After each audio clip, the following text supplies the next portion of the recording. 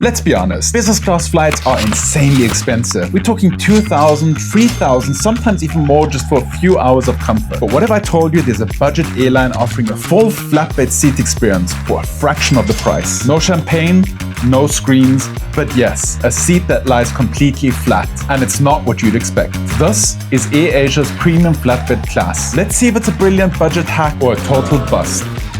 Over the past few years, I've been living in Asia, and the majority of my flights were taken on AirAsia. And when talking about AirAsia, premium is not exactly the word that comes to mind. That's why today I'm excited to try AirAsia on a little bit of a different experience and a little bit of a different flight. I'm flying on an A330 from Kuala Lumpur to Shanghai in AirAsia's Premium Flatbed class. It's not supposed to be like a business class, but it is supposed to be an elevated experience over the usual budget experience that you get with AirAsia. So on the plane, you get a full flat or probably an angled flat seat, no in-flight entertainment. So this will be interesting to see how it stacks up to a few of the business class flights that I had over the past few weeks. There's lounge access included through a partnership with Plaza Premium Lounge, but here's the catch, it's located before immigration. And why did I miss it? Because I wanted to spend more time with my girlfriend before we had to part ways for a few weeks. Totally worth it.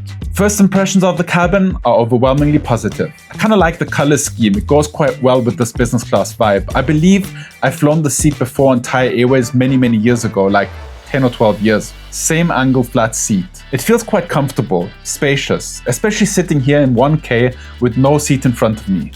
There's no in-flight entertainment anyway, so this setup actually feels more open. Seats in the second row also look quite cozy and even offer more storage space. Plus, I think I have the entire row to myself. Not bad, it feels quite comfortable, spacious, especially sitting here in the front row. I'm sitting on 1K, there's no seat in front of me, and being that there's no in-flight entertainment system in any case, it just gives you a little bit more space, which is kind of nice. It just gives you more openness. And if I were to go by the water and the immigration form on my seat, looks like I am the only one sitting here in this row, on this side of the plane, so nobody's sitting next to me, which will make it easier to vlog this flight, and it will make it a little bit more comfortable because I have a little bit more privacy, which is also very nice. So I'm just gonna get all my necessities out of my backpack and then store away my luggage, and then hopefully we'll have a very comfortable flight to Shanghai.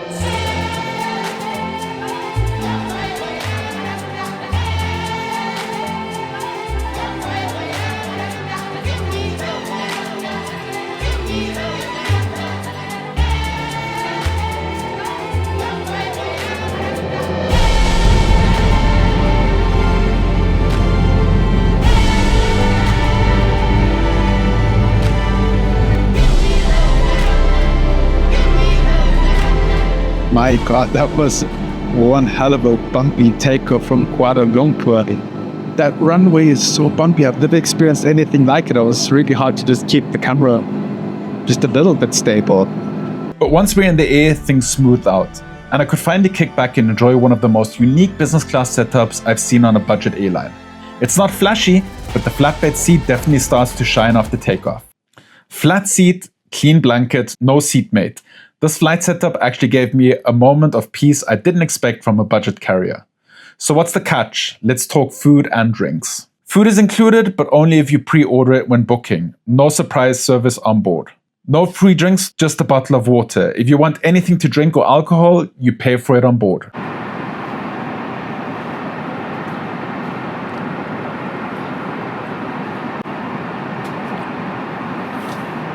Alright, the meal just came out, and it came served hot immediately. It's quite tasty actually, I like it. I pre-booked this.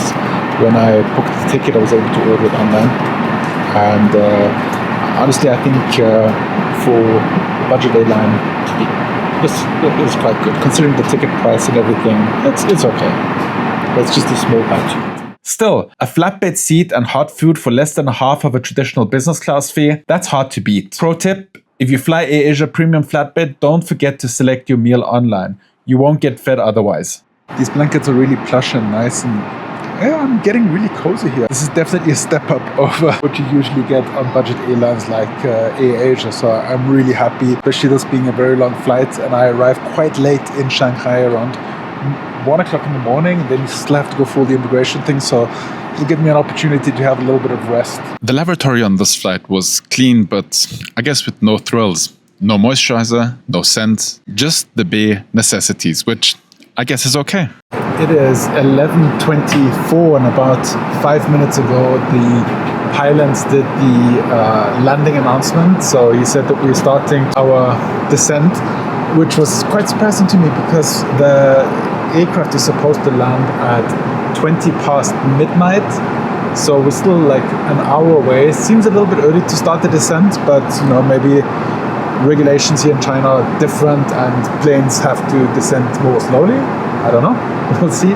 But anyway, we're going to be landing on time. This chair has been incredibly comfortable, surprisingly comfortable, being that this type of business class seat is really quite dated. It's quite old. It's been on the market for a very long time. I really enjoyed this flight a lot.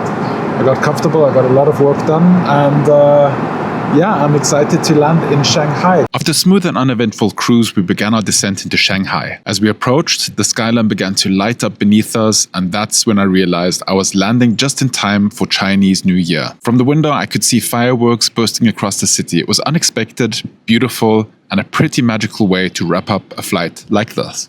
AirAsia's Premium Flatbed is typically available on the Airbus A330 aircraft flying medium-haul international routes like Kuala Lumpur to Shanghai, Tokyo, Sydney, Seoul, and even Honolulu. There's also Thai Airways X, which offers a nearly identical lie-flat product on their A330s flying from Bangkok to Tokyo, Seoul, and Sapporo. Compared to other airlines on this route, most carriers only offer narrow-bodied planes like the 737 or the A320, no lie-flat and 40% more expensive in business class. The only other wide-body option is Malaysia Airlines A330, which flies just once per day and usually costs more than 3 times the AirAsia fee. So in terms of space, comfort, and price, this seat punches way above its weight. So is AirAsia's Premium Flatbed worth it? If you're expecting Emirates level luxury, you'll be disappointed. But if you want a cheap lie-flat seat across Asia with some comfort and flexibility, it's hard to beat. Let me know what you think in the comments. Would you book this flight? And if you want to see how it stacks up against the full service business class, check out my latest review of Qatar Airways A320, Qatar Airways business class on the Dreamliner, and coming very soon, a review of Qatar Airways QSuite. So subscribe for that.